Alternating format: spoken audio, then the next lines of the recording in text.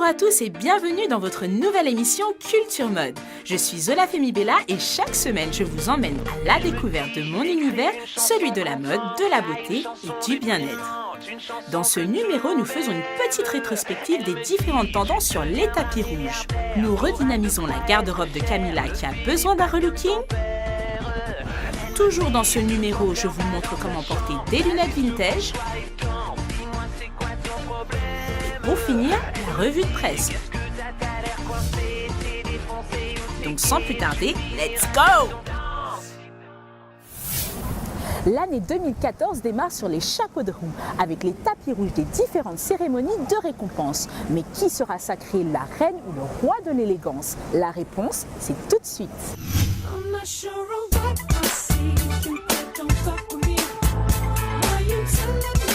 Allez, c'est parti pour une nouvelle saison de glitz et de glamour sur les tapis rouges des différents continents. Culture Mode vous dévoile donc le mode emploi pour préparer les célébrités au tapis rouge. On commence avec le travail du styliste qui choisit les tenues dans les prestigieux défilés de mode comme celui d'Elissab Haute Couture à Paris.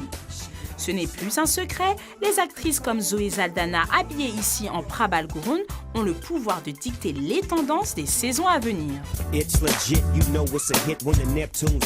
Alors, les tapis rouges depuis le mois de janvier, c'était assez intéressant. Il y a eu les Golden Globes qui m'ont marqué et les Grammys.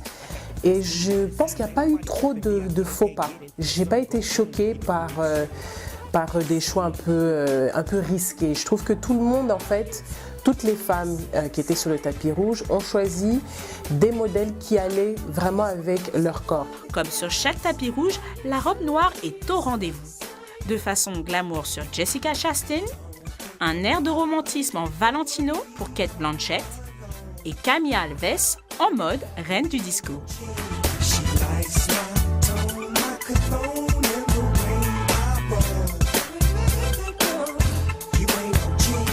J'ai donc sélectionné pour vous quelques tenues red carpet, compliment du créateur polonais Tomasz Kosiawa.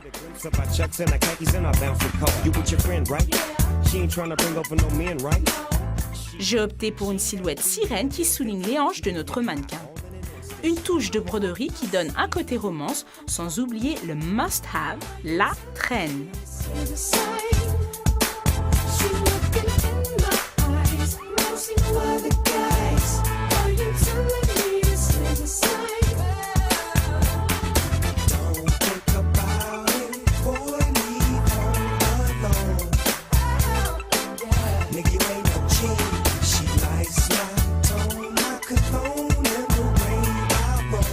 On garde un maquillage simple et frais. Pour un splash gothique, optez pour un ton de rouge à lèvres sombre et des imprimés graphiques comme sur cette robe couleur émeraude.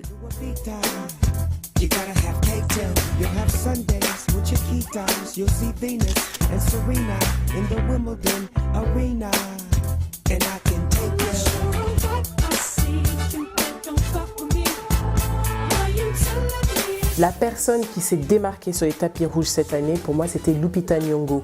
On ne la connaissait pas. Brown skin, you know I love your brown skin. I can't tell where yours begin. Elle a un teint que je trouve juste parfait. Et pour moi, c'était elle qui a volé la vedette à toutes les stars qui étaient déjà établies. Si je devais associer Lupita Nyong'o avec un designer africain, alors j'hésite, je dirais Iman Aissi chez les francophones, parce que je pense que la ligne de son corps et la façon dont il habille ses mannequins, je trouve que ça correspondrait parfaitement à Lupita Nyong'o.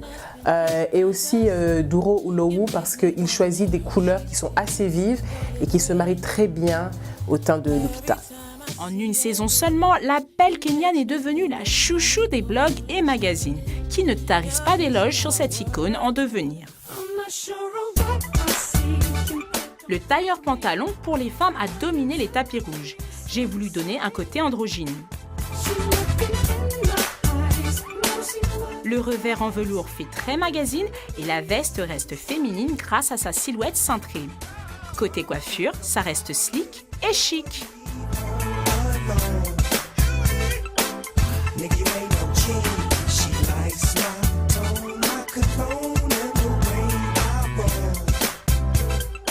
les femmes qui m'ont impressionnée, c'était les femmes enceintes. Je trouve que les femmes enceintes ont montré comment est-ce qu'on pouvait porter son ventre avec sensualité et avec classe, avec élégance, mais toujours avoir ce côté sexy. Et Ciara aux Grammys, qui en avait une dorée avec un col V que j'ai trouvé vraiment magnifique, tout en restant sexy et élégante et attirante.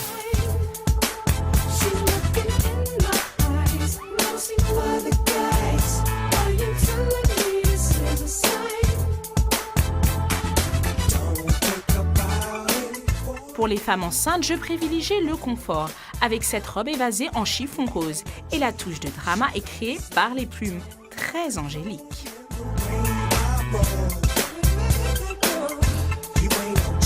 Now you step in with a Jeep from Los Angeles, where the helicopters got cameras, just to get a glimpse of our chucks and our khakis and our bouncing car. You with your friend, right? She ain't trying to bring over no men, right? Alors les personnes qui m'ont déçue, il y en a une en particulier, notre chouchou de l'année dernière, Kerry Washington. Kerry Washington a pourtant de si belles courbes de femme enceinte, mais ses choix médiocres lui font perdre son statut de femme les plus stylées du monde. Une autre personne qui me déçoit souvent, c'est Beyoncé. Elle avait une robe magnifique en blanc pour les Grammys et j'ai trouvé que les cheveux et le rouge à lèvres ne se mariaient pas à la robe.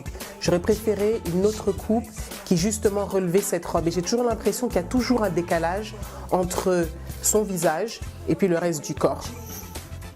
C'est d'avoir d'abord confiance en soi, de connaître son corps, de savoir ce qui va à son visage au point de vue maquillage, et aussi savoir poser, connaître les meilleurs angles, que ce soit du visage, mais aussi savoir poser avec son corps. Lupita Nyong'o est donc la reine des tapis rouges cette saison et empoche le plus bel accessoire, un Oscar.